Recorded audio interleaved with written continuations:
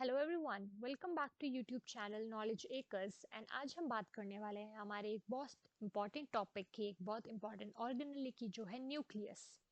सो हम यहाँ बात कर रहे थे सेल की। सेल में हमने सब चीज़ों के बारे में बात की। Now we will talk about nucleus, right. So nucleus क्या होता है? अगर हम एक सेल को देखें तो न्यूक्लियस जो है वो बहुत ही ज़्यादा इंपॉर्टेंट पार्ट होता है सेल का, बिकॉज वहाँ पे क्या होता है, न्यूक्लियस क्या करता है, कंट्रोल करता है सेलुलर फंक्शंस को। जो भी सेल के फंक्शंस होंगे न्यूक्लियस उसे कंट्रोल करेगा, राइट। और न्यूक्लियस में हमारे पास क्या होता है, हमारे पास जेनेटिक मटेरियल प्रेजेंट होता है जो कि डीएनए है। So this nucleus is important because it controls the cell's function। And nucleus में हमारे पास क्या प्रेजेंट होता है, we have the genetic material, that is DNA, right. Nucleus में डीएनए होता है। डीएनए पे हमारे पास क्या प्रेजेंट होते हैं, क्रोमोसोम्स प्रेजेंट होते हैं, राइट। सो यहाँ पे अगर हम बात करें स्ट्रक्चर ऑफ न्यूक्लियस की, सो स्ट्रक्चर ऑफ न्यूक्लियस की बात करें सो ये हमारे पास ये एक सर्कुलर इन स्ट्रक्चर होता है, राइट। इसमें मेम्ब्रेन होती है, we have the chromatin material, we have the cytoplasm, और न्यूक्लियस के साइटोप्लाज्म को हम न्यूक्लियोप्लाज्म कहेंगे। न्यूक्लियस के अंदर हमारे पास एक न्यूक्लियोलस होता है, ठीक है। वी विल डिस्कस इसको एकदम डिटेल में, पर उससे पहले सबसे पहले हम बात करेंगे इसकी अक्रेंस की। अगर हम अक्रेंस की बात करें सो न्यूक्लियस जो होते हैं वो यूकेरियोट्स में भी प्रेजेंट होते हैं, एंड ये हमारे पास प्रोकैरियोट्स में भी प्रेजेंट होते हैं, राइट।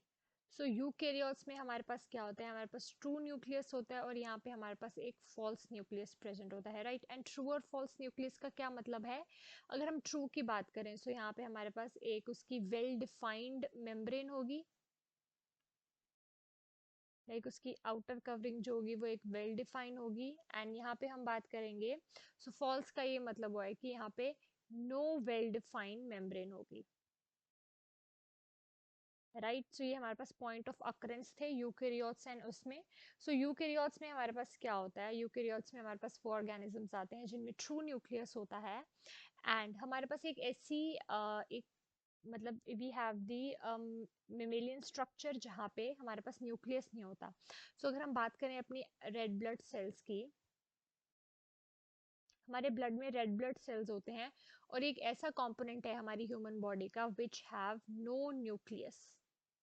सो आरबीसी में हमें न्यूक्लियर देखने को नहीं मिलता है। So right, this was the about the point of occurrence. अब हम बात करेंगे टाइप ऑफ न्यूक्लियस। अब न्यूक्लियस हम बात करेंगे न्यूक्लियस के, एक्चुअली नॉट टाइप के बारे में बात करेंगे, बट यहाँ पे हम बात करेंगे कि ये कितनी वेरिएशंस में प्रेजेंट होती हैं, राइट। कितने नंबर्स में प्रेजेंट होती हैं, जितने नंबर्स में ये प्रेजेंट होते हैं उसके अकॉर्डिंग हम क्या करेंगे, इनको नेमिंग करते हैं। So according to the number, पहली कंडीशन हमारे पास होती है that it can be anucleate, right. The second we have is binucleate, and जो थर्ड कंडीशन हमारे पास आती है that is the polynucleate, right. So anucleate क्या होता है, जहां पे नो न्यूक्लियस हो। ऐसी सिचुएशन जहाँ पे न्यूक्लियस नहीं होता है वो होती है हमारे पास आरबीसीज की बात करी हमने। By means to. सो ऐसी सिचुएशन जहाँ पे हमारे पास टू न्यूक्लियस प्रेजेंट होंगे वो होते हैं by nucleate.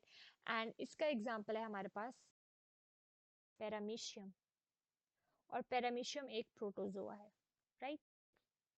And poly means, अगर हम पॉली की बात करें सो पॉली मीन्स मैनी। सो ऐसी सिचुएशन जहाँ पे हमारे पास बहुत ज़्यादा न्यूक्लियस प्रेजेंट होते हैं, सो ये चीज़ हमें देखने को मिलती है फंगल हाइफे ऑफ राइजोपस में। सो ये हमारे पास एक तरह की फंजाई होती है, that is the fungal hyphae of rhizopus. So इसमें हमारे पास पॉलीन्यूक्लिएट की कंडीशन मिलती है, ठीक है। पॉलीन्यूक्लिएटिक कंडीशन किस लिए होती है, इसलिए हो सकती है पॉली मीन्स क्यों, मैनी। सो ये कंडीशन हमारे पास क्यों हो सकती है, क्योंकि यहाँ पे फ्यूजन ऑफ सेल्स होते हैं। So fusion of number of cells, जब ज़्यादा से ज़्यादा सेल्स आपस में जुड़ेंगे तो वो क्या बनाते हैं, वो एक पॉलीन्यूक्लिएट की सिचुएशन बना देते हैं, right. So this was about the number category, जहाँ पे अकॉर्डिंग टू द नंबर जो है वो हम न्यूक्लियस को कैटेगराइज कर सकते हैं, राइट। अब हम बात करने वाले हैं इसके स्ट्रक्चर के बारे में। ये हमारे पास जो है वो डिटेल स्ट्रक्चर है एक न्यूक्लियस का। यहाँ हम देखेंगे हमारे पास क्या प्रेजेंट है। सबसे पहले हम इसकी बात करेंगे, न्यूक्लियर एनवेलप की बात करेंगे, आउटर एंड इनर मेम्ब्रेन। ये डबल लेयर होता है, न्यूक्लियस की जो मेम्ब्रेन होती है वो डबल लेयर होती है, तभी आउटर एंड इनर मेम्ब्रेन्स होंगी हमारे पास, राइट। न्यूक्लियस के अंदर एक हमारे पास न्यूक्लियोलस प्रेजेंट होता है, राइट। एंड एंडोप्लाज्मिक रेटिकुलम, ये हमने बात करी थी कि जो एंडोप्लाज्मिक रेटिकुलम होता है वो इन कॉन्टिन्यूएशन विद न्यूक्लियर एनवेलप होता है, इसलिए यहाँ पे इसकी डिपिक्शन करी गई है। एंड न्यूक्लियस का जो साइटोप्लाज्म होता है हम उसे न्यूक्लियोप्लाज्म कहते हैं, राइट। एंड ये जो न्यूक्लियर मेम्ब्रेन होती है, एनवेलप होती है, ये कॉन्टिन्यूस नहीं होती, इसमें पोर्स होते हैं। जैसे हम यहाँ देख सकते हैं ना, ये छोटे छोटे पोर्स हैं। इन पोर्स का क्या काम होता है, ट्रांसपोर्टेशन का, basically in and out of the nucleus के लिए यहाँ पे न्यूक्लियर पोर्स होते हैं। And that makes the nuclear envelope जो है वो अनकॉन्टिन्यूस स्टेट में होती है हमारे पास, राइट। और अगर हम इस साइटो न्यूक्लियोप्लाज्म की बात करें, बेसिकली न्यूक्लियोप्लाज्म में हमारे पास क्या होता है, क्रोमैटिन मटेरियल होता है। क्रोमैटिन मटेरियल क्या होगा, यहाँ पे जेनेटिक मटेरियल, डीएनए की प्रेजेंस होती है। यहाँ पे ये ओवरव्यू था अबाउट द स्ट्रक्चर थिंग। यहाँ पे हमारे पास न्यूक्लियर एनवेलप हुई, उसके पोर्स हुए, न्यूक्लियोलस हुई। अगर हम न्यूक्लियर मेम्ब्रेन की बात करें, राइट। न्यूक्लियर मेम्ब्रेन हमने यहाँ क्या, ये क्या होती है, सबसे पहले ये डबल होती है, ठीक है, राइट। इसका क्या होता है, आउटर एंड इनर पोर्शन होता है। एंड आउटर और इनर पोर्शन में क्या होता है, स्पेस होती है, राइट। इन दोनों के बीच में एक पेरीन्यूक्लियर स्पेस होती है।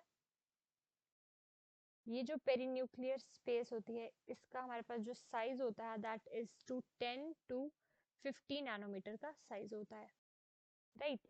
ये चीज करी हमने। एंड और इसका रोल क्या होता है, इसका रोल होता है to barrier between the materials which is present inside and outside. ये क्या काम करती है, एज अ बैरियर काम करती है, right.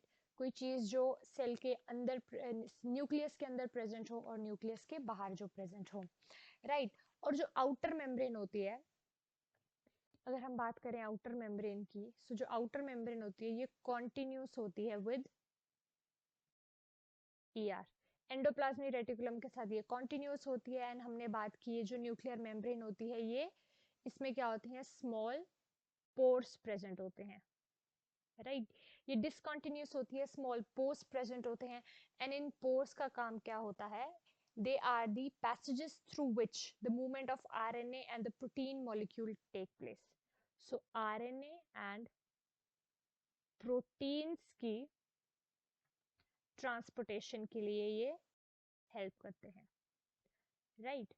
This was all about the nuclear membrane. और अगर हम इसकी फंक्शन की बात करें, फंक्शन की बात यही करेंगे कि यहाँ पे ये जो आरएनए प्रोटीन की ट्रांसपोर्टेशन में हेल्प करेगी न्यूक्लियर मेम्ब्रेन, ये उसकी शेप को मेंटेन करती है, राइट। यहाँ पे शेप मेंटेन करेगी, ये बैरियर करती है as a between the outer environment and the nucleus, ताकि कोई चीज जो इसे हार्म ना कर सके। बेसिकली हम इसके स्ट्रक्चर से हैं जो इसके फंक्शंस का पता लगा सकते हैं, राइट। अगर हम अगले कंपोनेंट की बात करें, the next component that we have will be nucleolus,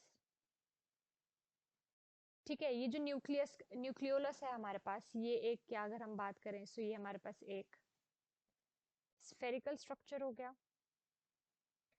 ये स्फेरिकल स्ट्रक्चर होता है, ये इसका जो मटेरियल होता है that is continuous with nucleoplasm. Nucleolus की कोई वॉल नहीं होती है, दैट इज वाई इसका जो भी मटेरियल होता है वो कॉन्टिन्यूस होता है न्यूक्लियोप्लाज्म के साथ, राइट। एंड यहाँ पे इसका काम क्या होता है, अगर हम इसके रोल की बात करें, is mainly formed of RNA and non histone protein से इसकी फॉर्मेशन होती है। इस चीज से ये बना होता है और बेसिकली यहाँ पे ये क्या करता है, ये करता है प्रोटीन की सिंथेसिस करता है। न्यूक्लियस में जो प्रोटीन सिंथेसिस होती है वो न्यूक्लियोलस में होती है, जिसकी कॉम्पोजिशन होती है आरएनए और कुछ नॉन हिस्टोन प्रोटीन्स, जो स्फेरिकल इन स्ट्रक्चर होता है और कॉन्टिन्यूस होता है विद न्यूक्लियोप्लाज्म। सो अगर हम इसके फंक्शंस की वैसी बात करें, सो यहाँ पे क्या फंक्शन होगा इसका, एक तो ये क्या करेगा, ये आरआरएनए को स्टोर करता है, राइट।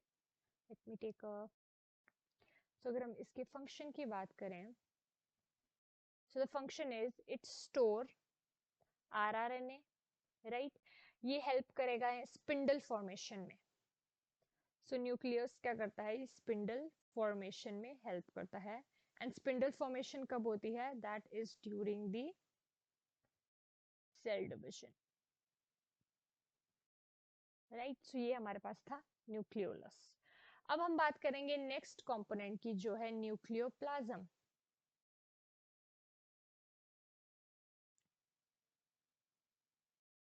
सो न्यूक्लियोप्लाज्म की मैंने बात करी थी कि जो साइटोप्लाज्म होता है न्यूक्लियस का, उसे हम क्या कहते हैं, हम उसे न्यूक्लियोप्लाज्म कहते हैं।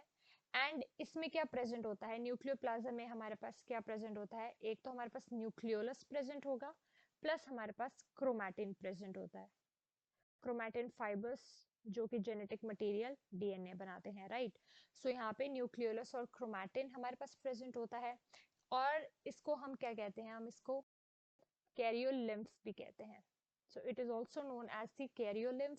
ये क्या, अगर हम इसकी कॉम्पोजिशन की बात करें इसकी, तो ये क्या होता है, एक तो ट्रांसपेरेंट होता है देखने में, राइट। और ये क्या होता है, सेमी फ्लूइड स्टेट में होता है। और ये एक कोलॉइडल ग्राउंड सब्सटेंस होता है। Colloidal is mixture, right. So इसमें बहुत तरह के मिक्सचर प्रेजेंट होते हैं, और that is why that is known for its colloidal ground substances की प्रेजेंस के लिए, राइट। एंड यहाँ पे एसिड्स प्रेजेंट होते हैं न्यूक्लियोप्लाज्म में, हमारे पास कुछ एंजाइम्स प्रेजेंट होंगे।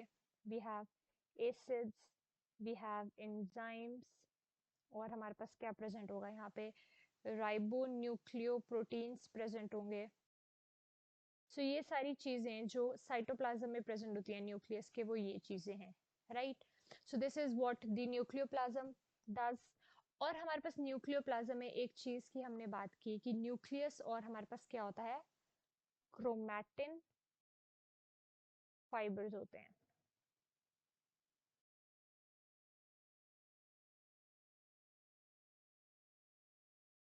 सो क्रोमैटिन फाइबर क्या होता है, क्रोमैटिन फाइबर्स को हम क्या कहते हैं, हम इसको न्यूक्लियर क्रोमैटिन भी कहते हैं।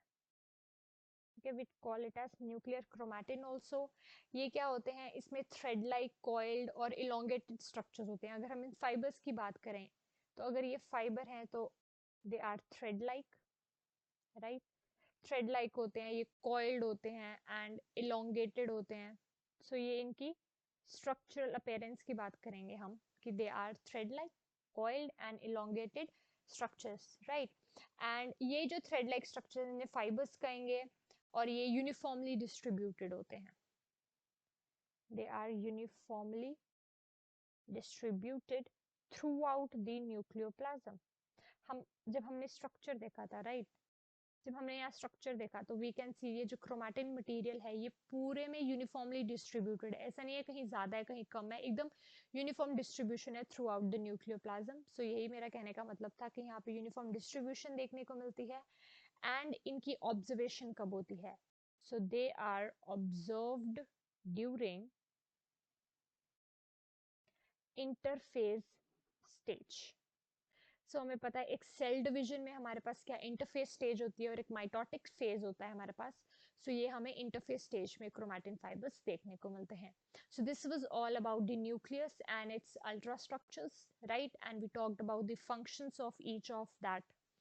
So thank you, and do like our channel, do subscribe our channel। आप हमारी वीडियो को लाइक करें एंड हमें बताएं आपको हमारा वीडियो कैसा लग रहा है, एंड आप हमारे साथ बने रहें। Thank you.